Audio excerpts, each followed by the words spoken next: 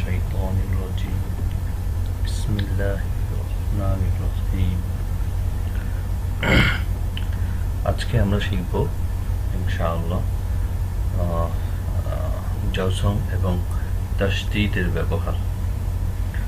জজম এবং তাশদীদের ব্যবহার আমরা স্ক্রিনে দেখতে পাচ্ছি যে একটি হরফ, যে হরফ এখানে বা এর উপরে একটি চিহ্ন দেয়া আছে, অনেকটা দেখতে দালের মতো, বলা যায় ছোট একটি দাল।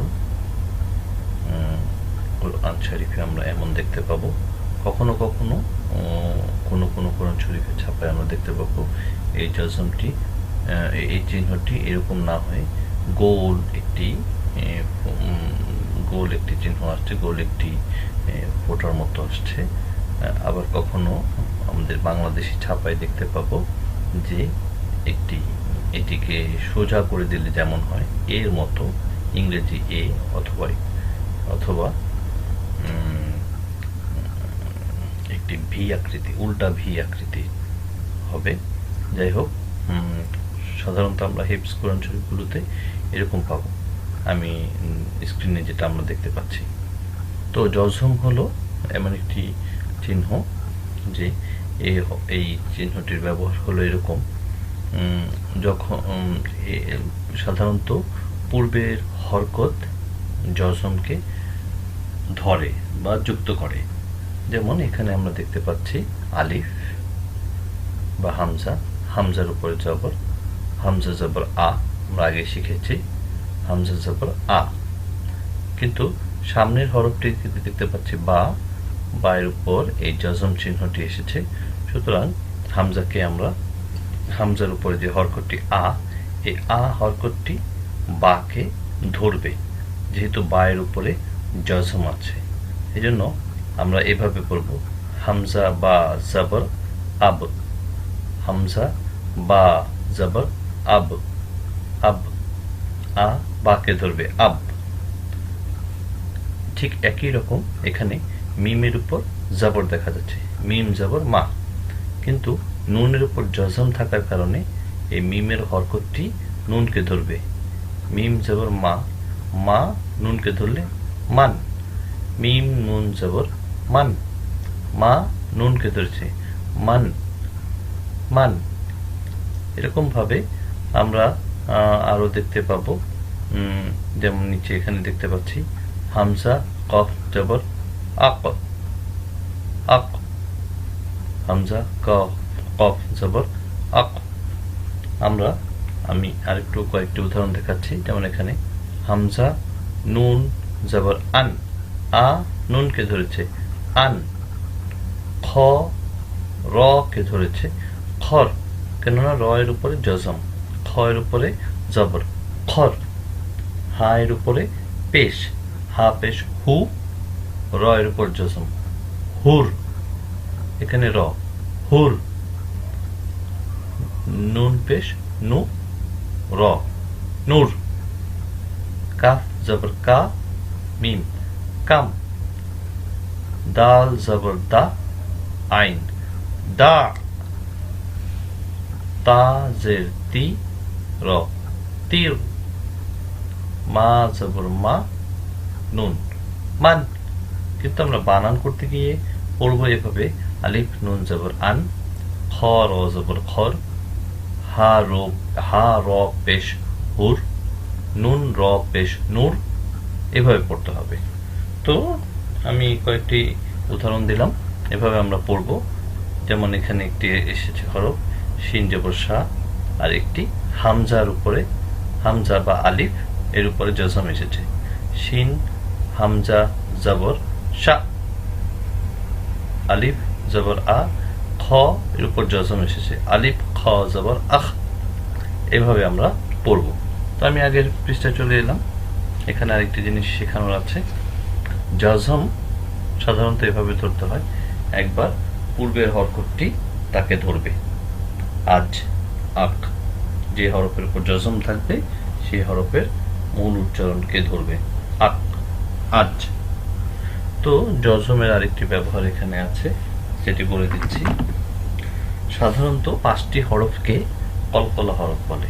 আমি এখানে মাঝখানে দেখিয়ে দিয়েছি।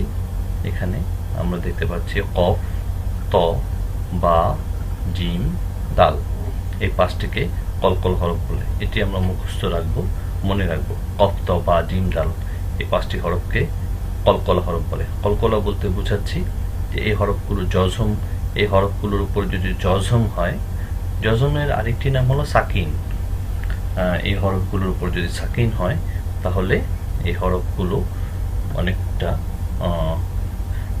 কোনো বদ্ধ ঘরের মধ্যে আমরা যদি জোরে চিৎকার দিই তাহলে যেমন আওয়াজটা আবার আমার কানে চলে আসে, রিপিট হয়, এটাকে বাংলায় দিত বলে, দিত হয়, ঠিক এটাও এরকম উচ্চারণ হবে। আমি নিচে কয়েকটি উদাহরণ দিয়েছি, দেখতে পাচ্ছি এখানে আলিফ ক জবর আক, আক, আক, এখানে আলিফ কয়ের উপরে জজম, এখানে কলকলা হয়েছে আক। বা জিম জবর বাজ, বাজ। আইন ত জবর আত, আত, আত, আত। তা বা জবর তাব, তাব, তাব। হা দাল জবর হাদ, হাদ, হাদ।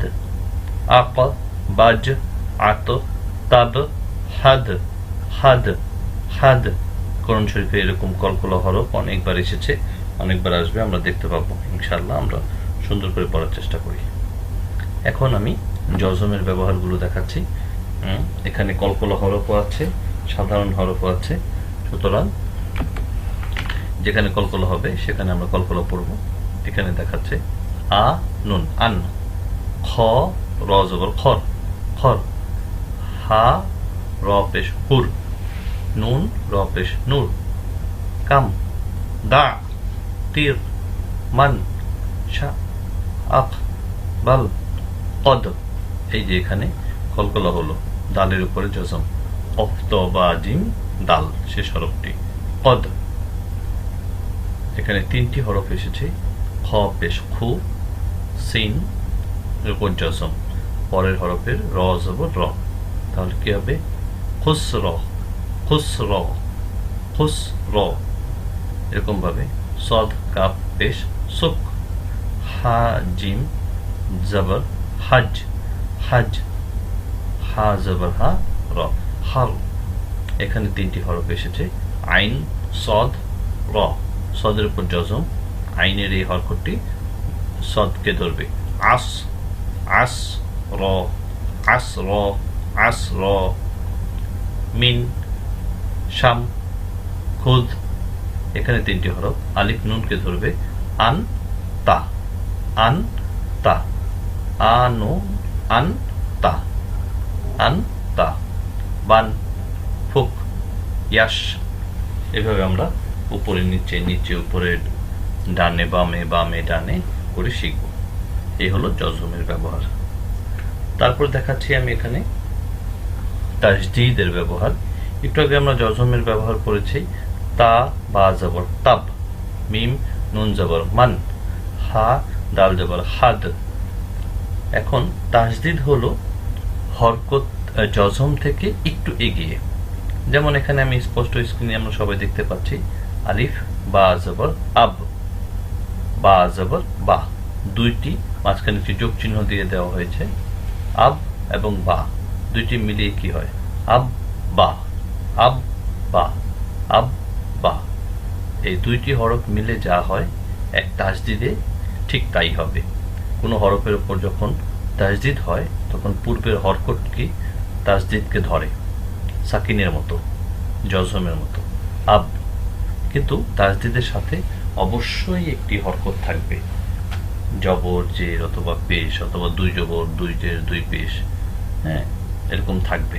সুতরাং আমরা তাজদীদকে একবার পড়ব, পূর্বের হরকত তাজদীদকে একবার ধরবে, এবং তাজদীদের সাথে যে হরকতটি থাকবে বা তানবিন থাকবে তা দ্বিতীয়বার আবার পড়তে হবে।